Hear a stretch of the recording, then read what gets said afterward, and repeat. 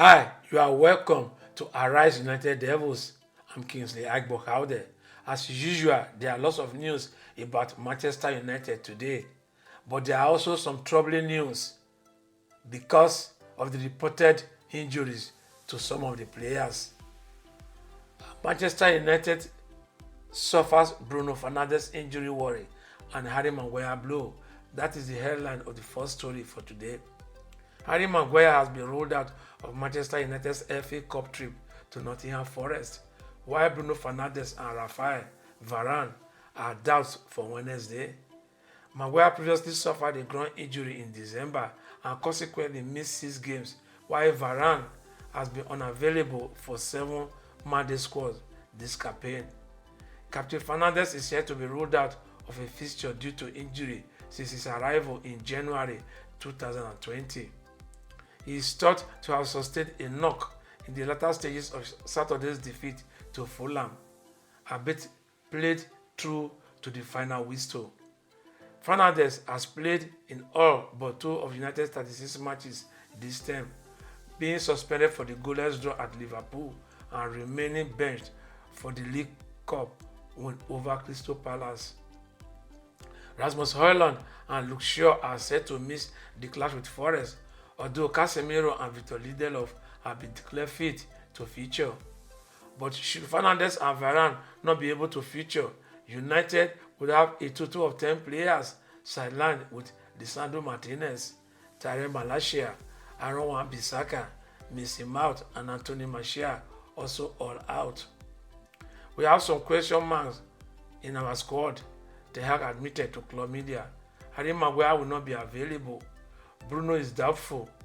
Also, Raphael Varan is doubtful. We have to watch and see what we have and then pick a team. The FA Cup is United's best chance of silverware this season, having suffered early exits in the League Cup and Champions League. It's an FA Cup game, so it's about win or lose, Ten Hag added. Black or white, we have to win, and that should be our approach. We have to show character. Manchester United giving key double injury boost for Nottingham Forest. That is the headline of the next story. Casemiro and Victor Lindelof are both fit for Manchester United's FA Cup 5th round tie away to Nottingham Forest. Lindelof hobbled off just before full time in the 2-1 defeat to Fulham on Saturday, while Casemiro was forced off in the 52nd minute with a head injury. Ten Hag suggested there had been an overreaction to United's first defeat of the calendar year. A draw with a depleted Tottenham was sandwiched between FA Cup wins over League One Wigan Athletic and League Two Newport County in January before United won their first 4 Premier League games in February.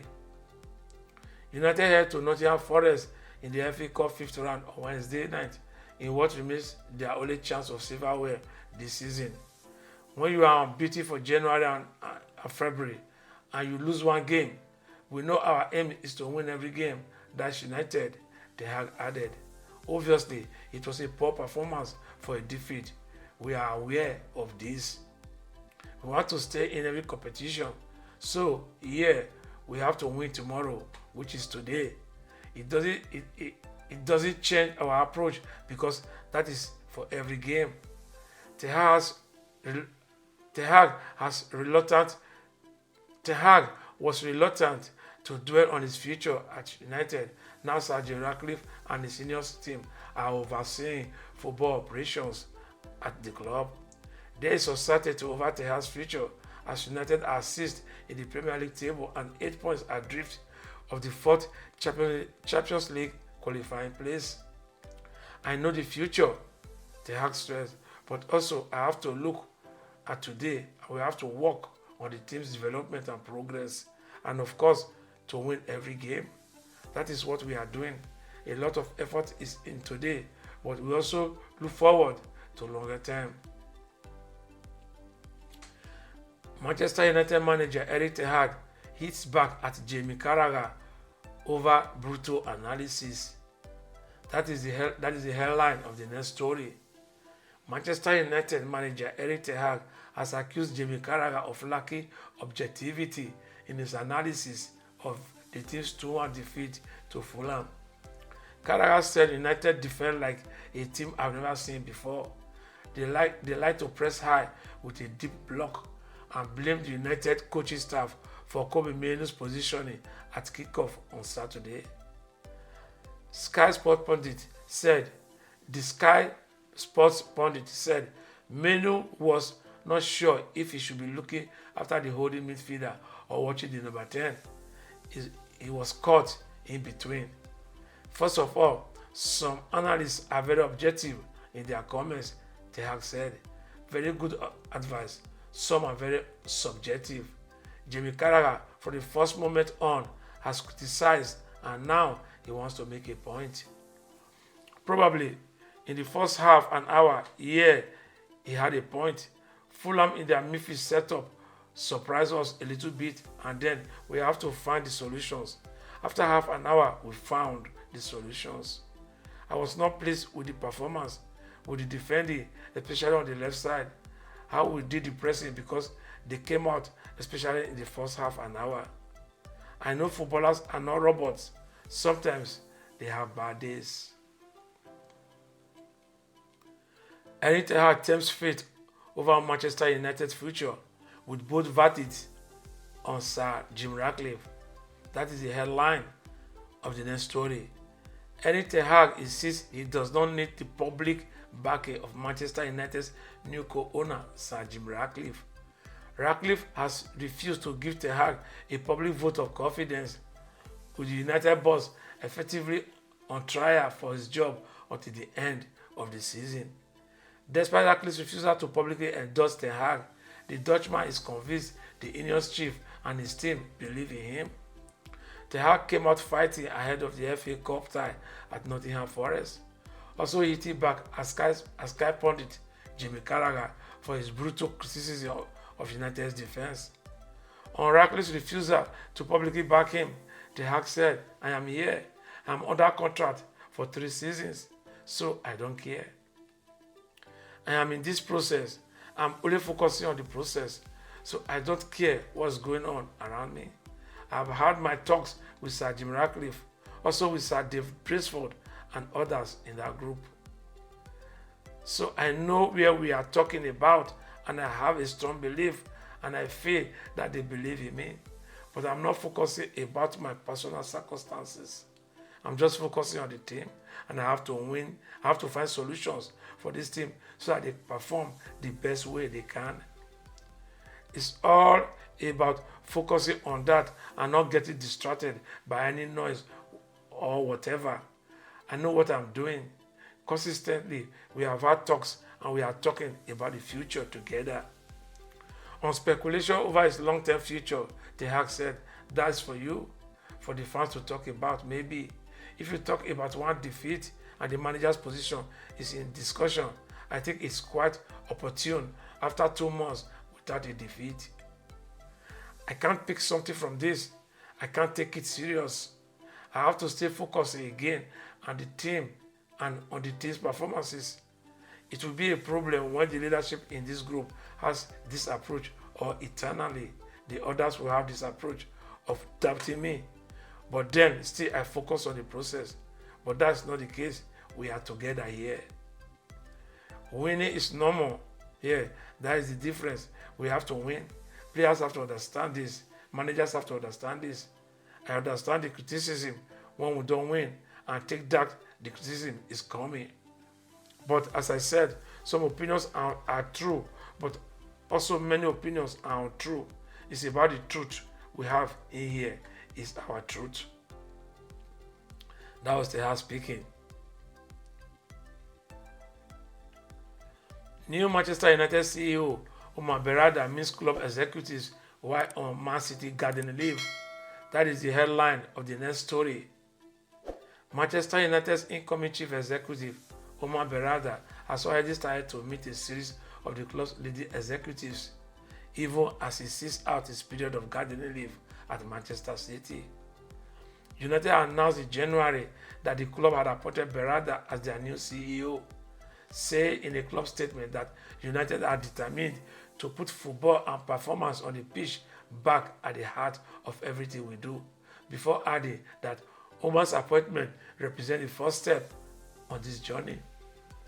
While City did not block Berarda's move, they have imposed a period of gardening leave as Berarda is due to take up his role at Old Trafford in the summer ahead of the 2024 to 2025 season.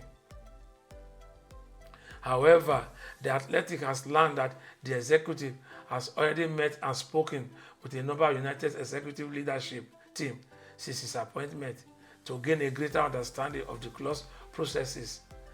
Berarda has also offered a viewpoint on potential hires, with United seeking to revamp the club's operations under Sir Jim Ratcliffe. United declined to comment for this report, but club sources insist that both Berarda and the club are respectful of the need to be compliant with the terms of his departure from City.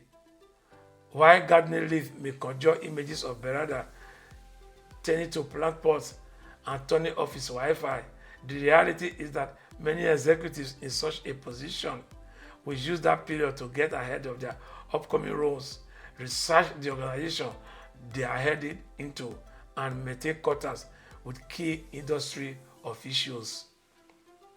There is no suggestion that Berarda has been representing United officially in any external meetings or that he has started work on United's premises.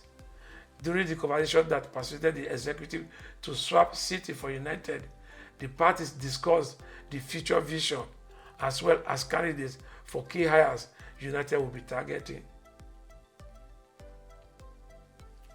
Erik ten Hag, confident Anthony will be a success at Manchester United. That is the heading of the last story for today.